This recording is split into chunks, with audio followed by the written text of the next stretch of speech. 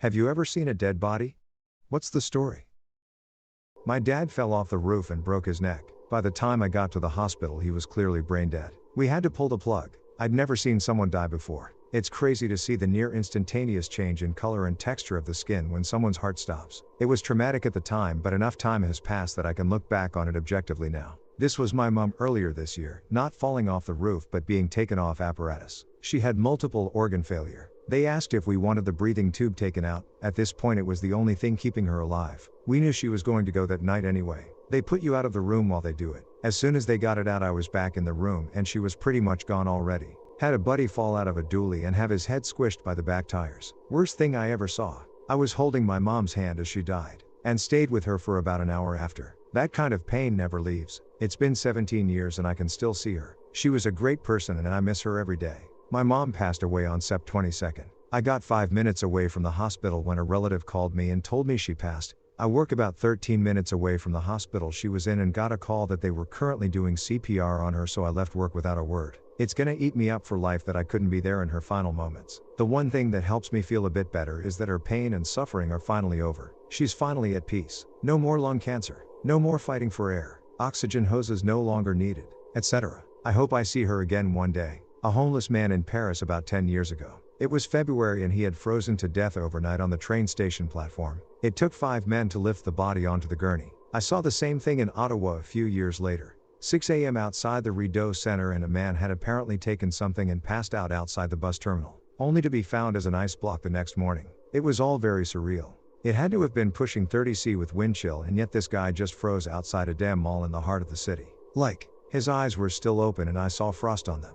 Mine is similar. On a trip to NYC, I saw a homeless man lying on the footpath with police officers surrounding him. They tried to move his arms off his chest, but they stiff from rigor mortis. He must have been there a while. Breaks my heart to think that he may have wanted to go to the hospital but for whatever reason decided not to and ended up dying in the street. Undignified end. I rolled my roommate over. He was laying face down on his floor half naked. I knew instantly that he was gone. There was just such an unnatural look to his face. It's been 3 years and I won't forget it. I'm sure a bunch of Redditors have been to a viewing/wake. But I watched a coworker die in front of me of a massive coronary. We got back on the job site after lunch and about an hour later he was complaining of a stomachache and we were all giving him shit because he'd eaten a bunch of shellfish from a buffet. He left to get some antacid or Pepto-Bismol or something and came back. Then about 30 minutes later his body locked up and he hit the floor. Another coworker started chest compressions, but we found out later he was pretty much dead before he hit the floor. He was barely 50 but he ate like shit and had a coke habit. I was trick-or-treating as a child. Person didn't answer doorbell, so I peeped through his window. He was lying face down on the kitchen floor. Called the police and they busted the door down right in front of me. He was dead for a few days before I found him. When I was 11 I lived alone with my dad because him and my mom had gotten a divorce about 6 years back. He had diabetes and was seizure prone. One day I was riding my bike home from school. Opened the front door and saw him sitting on the couch with his head back. Being a kid, I didn't think too much of it and I thought he was asleep. I picked up a pillow and tossed it to him and said, "Hey, I'm home," but he didn't say anything or react. That's when I froze. I looked closer and saw blood running down his chin from his mouth. I guess he had a seizure while I was at school. Bit off his tongue and drowned in his own blood. Only dead body I've seen outside of a funeral. I worked in a funeral home and saw more bodies than most people, but nothing prepared me for finding my dad dead. He had type 1 and was going blind, but we had each other after my mom died. I screamed so loud my neighbors called 911. I'm glad now that he died at home. The man hated hospitals. Mine's rather personal. I've only seen one dead body and it was my eldest sister. She committed suicide earlier this year and me and my other sister went to see her body in the morgue to say our goodbyes. It was honestly a really weird and haunting experience. A person you've known all your life and only a short time before was alive, only to open a door to see her laying in a coffin with no breath of life at all. Seeing her like that made me feel frozen in time for a moment. I miss her. Old security guard guy named John used to rent out our upstairs. Nice guy. Kept a lot of soda around and would always keep a few around for us kids. John usually worked nights, so it was not unusual for us to not cross paths or see him a lot as he slept during the day. One day a cop shows up at the house and I answer the door not knowing what I did. Turns out he was there because John hadn't come in or contacted the security company he worked for in a week. Asked if he could go upstairs and check to see if John was there. So my mom, the cop, and I go up to his room, open the door, and all I remember was seeing a blue arm hanging off the bed before I bolted. Guess he had died in his sleep. He was old and a widower and was kind of at the point where he just wanted to see his wife again. So it was sad, but he died naturally. Thanks for all the soda, John. Watched my grandfather die. It was very hard to see him take his final breath even knowing it was inevitable. I have seen a few, but the one that stuck with me was when I was in the US Air Force in Bosnia. I was in a caravan of black Chevy Suburbans and I see this body in a river caught on some tree branch. The body was just moving with the current but tugging at the branch with the head underwater. It made me panic and I told everyone in the vehicle there's a body in the river. And no one cared. A couple months ago I was driving home from work and saw a big plume of smoke ahead. Pulled even with where it was and saw a truck on its side with the driver pulling himself up out the door and a motorcycle on the ground. There was a fire on the ground. Bumper from the truck I assumed. And nobody putting it out. Bystanders had rushed to help. No fire or rescue on scene yet. It finally clicked that it wasn't a bumper on fire. It was a body. The motorcyclist was dead on the ground. His head was on fire and his arms were raised up as if he was still holding the handlebars. Horrific. I still can't get over it. He slammed into the truck hard enough to tip it. Fuck. My dad died of a massive heart attack when I was 14. I made the call to 911 while my older sister attempted CPR. It was like 2 in the morning and my mom was in shock. I know I saw him but I don't remember much. There were crisis counselors, unsure of their official term, who showed up not long after the EMTs to comfort me and my siblings. They explicitly told us not to look into the room he was in, but I did anyway. The only memories I have of his appearance after he passed are how purple his face was, and the shape of the body bag they put him in.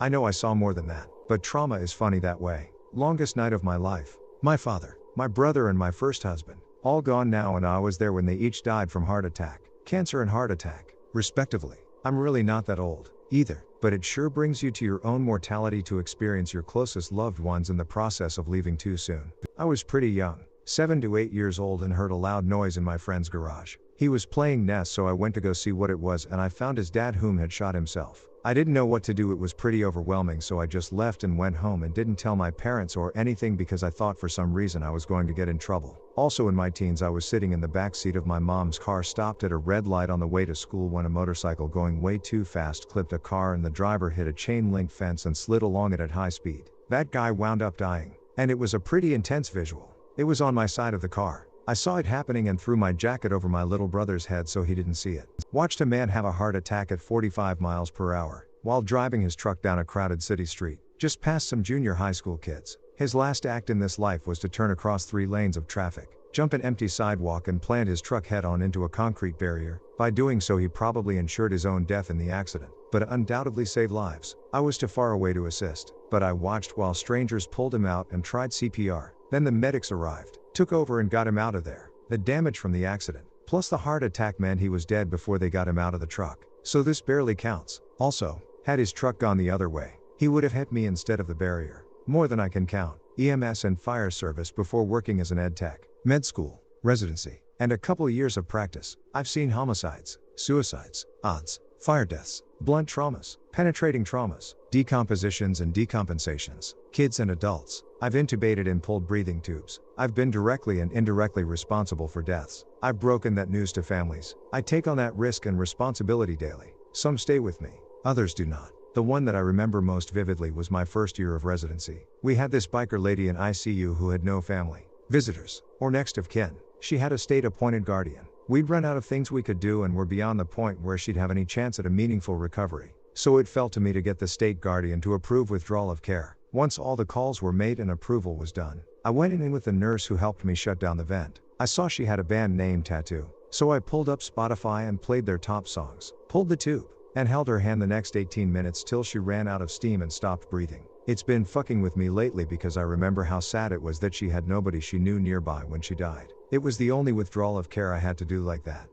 Till COVID. Whenever I was 13 I stayed with my grandmother who lived alone and was only 51 during spring break. I woke up in the middle of the night to her sitting in the living room, where I was sleeping on the couch. She was sitting there awake with her Pekingese. I asked her why she was up. She responded, "I can't sleep and hearing you and Ginger, the dog, sleep relaxes me. Go back to sleep." I ended up going back to sleep. Woke up the next morning and found her passed away on her bedroom floor. Firefighter here. My first dead body on the job was a guy who committed suicide in the woods. My shift was searching for him when he left a goodbye note. Then call it faith. 2 years after his disappearance, a neighbor found him and my shift was going to collect the remains and put it in the bag. You would think that after 2 years there would be only bones left, but his legs and some of stomach was still in decomposing state. And the worst thing was the smell. I believe now when they say that a decomposing body is the worst smell ever. So somehow we collected him and gave the remains to his family to bury him properly. I got to see my mom on life support with a bullet hole right through the middle of her forehead. She was already gone, but they kept her body alive just long enough for us to say goodbye. Talk about traumatic. Fucked my head up so bad and changed me forever. My mother's suicide. I worked on tugboats and we were often the first folks who could get to bridge jumpers. We'd coordinate rescues with local cops, sometimes retrieved bodies, and always ended up with the bodies on our boats/docks/barges. Also, bridge jumpers were more often than not young women. It was extremely sad and extremely fascinating at the same time. A body with no life in it is fucking terrifying if you've never seen it before. Then after a while it's just a regular old dead meat bag. Still just as sad, but no longer as terrifying. I saw a dead baby 2-year-old girl that had climbed into a door on the coffee table and choked on a sucker. I was 12. The mother came outside screaming. Me and 2 buddies were hanging on one of their porches, and he went in and called the cops, and we walked up and looked in. She had blonde hair and she was all blue. They took her out on a stretcher. It broke my heart to see that small sheet on the gurney after seeing her body. Twice, both due to car accidents, both within the same year. The first was while I was on my way to the Toronto airport to pick up my parents. The 401 from Kitchener was stupid as usual. So I followed Google's advice to take side roads, and turned at an intersection only to immediately see a cyclist sprawled on the road in a pool of blood, surrounded by cops who weren't tending to him. He'd been hit by a transport truck and died instantly. Wish I'd stayed on the 401. Second time was a few months later. I was living in Atlanta for a practicum and was driving to work at 6:30 a.m. on their very busy ring road. A large something suddenly appeared in my lane, and although I swerved the best I could, I wound up partially running over it. I couldn't tell what it was because it was so mangled even before I hit it, but I thought maybe it was a deer.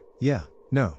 It was a person who'd been inexplicably wandering on the highway and got hit by something like 3 semi-trailers in a row right before I got there. Me and my family were staying in a campsite when me and my dad hear screaming for anyone to come help. Apparently another family staying in the campground was riding ATVs when the husband's ATV had flipped over and they needed someone to help save him because he was trapped. Me and my dad raced to the truck and followed the directions provided down a very rough dirt path to find the husband crushed under this ATV with his neck brutally twisted. Before heading out to rescue him, the mom and daughter mentioned that he was communicating under the ATV, so finding him deceased was far from expected. After lifting off the ATV, we went to the road to flag down first responders so they would be able to locate the trail. The mom and daughter drove by in tears a few minutes after we flagged down the first responders. They stopped and asked us what hospital he was being brought to so they could meet him there. Telling the family the hospital name without sharing what we have uncovered was hard. Imagining what getting to the hospital would entail, I still feel bad for that family's loss to this day. Came across partial human skeletons in remote areas on 2 occasions. One was eventually confirmed to be at least 500 years old. My mom's. I was 8, she hung herself. I saw somebody turn into a dead body when they jumped in front of the moving C train in Calgary. And a kid in our high school walked out into the field and shot himself chin up with a shotgun in front of our PE class back in like 98 ? To know if that counts. Several freshly severed heads on the roadside. It was tribal war between Dayak tribe and Madura tribe in Borneo in 1997 to 1998 in Indonesia. It was the same time with our country's former dictator fell. So all the police and army force moved to main island, Java, to handle the chaos there. Therefore, my island, Borneo, basically became lawless place. My family is from Dayak side, but we tried to avoid direct involvement and just trying to survive basically. The supply chain was totally in shambles. Some days we only have rice and oil to eat as all the market were closed or raided. Slept with knives next to our bed. We keep a rifle in the house. Firearm is a rare thing there, unlike in the US. There was no stuff like pepper spray, so we made an alternative. My brother and I spent afternoons grinding dried bird-eyed chili and mixed it with sand, and my parent trained us to throw it to attack her face in case someone break into our house. We dug a secret hole on our fence in case we need to run away. Some of my uncles and cousins directly involved in the war, and they sometime ate their enemy heart or other parts. This one uncle visited us and my mom was asking, "How do you do? Have you eat already?" And he nonchalantly answered, "I just had Indomie, instant noodle, with Madura's baby feet. It is quite crunchy." Some adults in my grandma village handed human jerky to the children, including some of my cousins. Their cousins said it has tasted okay. Weird time.